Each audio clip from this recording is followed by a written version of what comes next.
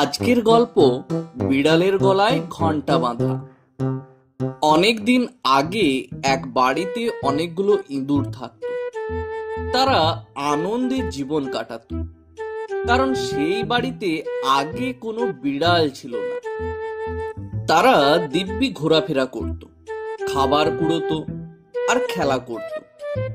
কিন্তু হঠাৎ একদিন সেই বাড়ির মালিক একটি বিড়াল নিয়ে এলো। বিড়ালটি খুব চটপট আর হিংস্র ছিল। সে দিনের পর দিন ইঁদুরগুলোকে ধরে ধরে খেতে লাগলো। ইঁদুররা ভয়ে কাঁপতে লাগলো। কেউ আর সাহস করে বের হতে পারত না। তারা ভাবলো, এভাবে তো আমাদের সবাইকে একে একে মরে যেতে হবে। আমাদের কিছু একটা উপায় খুঁজতে হবে।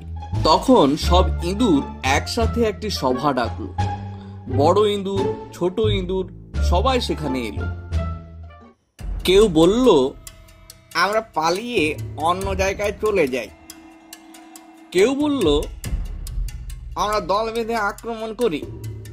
আবার কেউ বলল, চুপ থাকি, বিড়াল একদিন নিজেই চলে যাবে। শেষে এক বুদ্ধিমান ইঁদুর দাঁড়িয়ে বলল, আমি একটা সহজ উপায় বলি। আমরা যদি বিড়ালের গলায় একটা ঘন্টা বেঁধে দিতে পারি, তাহলে যখনই সে আসবে আমরা শব্দ শুনে পালিয়ে যেতে পারবো। সবাই আনন্দে হাততালি দিল। বাহ, কি বুদ্ধি, খুব ভালো পরিকল্পনা। কিন্তু তখন এক বৃদ্ধ ইঁদুর ধীরে ধীরে দাঁড়ালো। সে বলল, তুমি যা বললে তা তো শুনতে খুব ভালো লাগছে, কিন্তু বলো তো, ঘন্টাটা কে বাঁধবে বিড়ালের গলায়? সবাই চুপ মেরে গেল। কারোর এত সাহস ছিল না যে বিড়ালের কাছে গিয়ে তার গলায় ঘন্টা বাঁধবে। সভাটি চুপচাপ ভেঙে গেল।